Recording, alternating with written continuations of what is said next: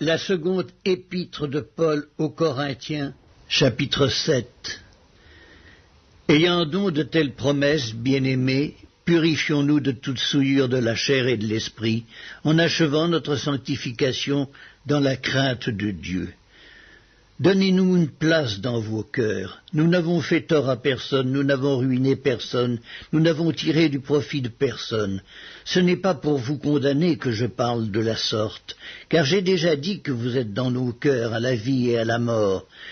J'ai une grande confiance en vous, j'ai tout sujet de me glorifier de vous.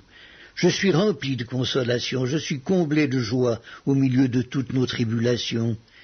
Car depuis notre arrivée en Macédoine, notre chair n'eut aucun repos. Nous étions affligés de toutes manières, luttes au dehors, craintes au dedans. Mais Dieu qui console ceux qui sont abattus, nous a consolés par l'arrivée de Tite, et non seulement par son arrivée, mais encore par la consolation que Tite lui-même ressentait à votre sujet. Il nous a raconté votre ardent désir, vos larmes, votre zèle pour moi, en sorte que ma joie a été d'autant plus grande. Quoique je vous ai attristé par ma lettre, je ne m'en repens pas. Et si je m'en suis repenti, car je vois que cette lettre vous a attristé, bien que momentanément, je me réjouis à cette heure, non pas de ce que vous avez été attristé, mais de ce que votre tristesse vous a porté à la repentance. Car vous avez été attristés selon Dieu afin de ne recevoir de notre part aucun dommage. En effet, la tristesse selon Dieu produit une repentance à salut dont on ne se repent jamais, tandis que la tristesse du monde produit la mort.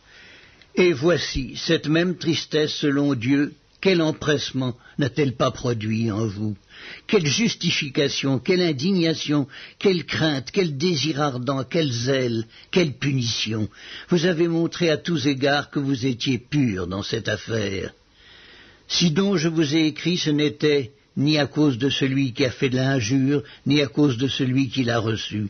C'était afin que votre empressement pour nous fût manifesté parmi vous devant Dieu. C'est pourquoi nous avons été consolés. Mais, outre notre consolation, nous avons été réjouis beaucoup plus encore par la joie de Tite, dont l'esprit a été tranquillisé par vous tous. Et si devant lui je me suis un peu glorifié à votre sujet, je n'en ai point eu de confusion, mais comme nous vous avons toujours parlé selon la vérité, ce dont nous nous sommes glorifiés auprès de Tite, c'est trouver aussi la vérité. Il éprouve pour vous un redoublement d'affection au souvenir de votre obéissance à tous et de l'accueil que vous lui avez fait avec crainte et tremblement. Je me réjouis de pouvoir en toutes choses me confier en vous.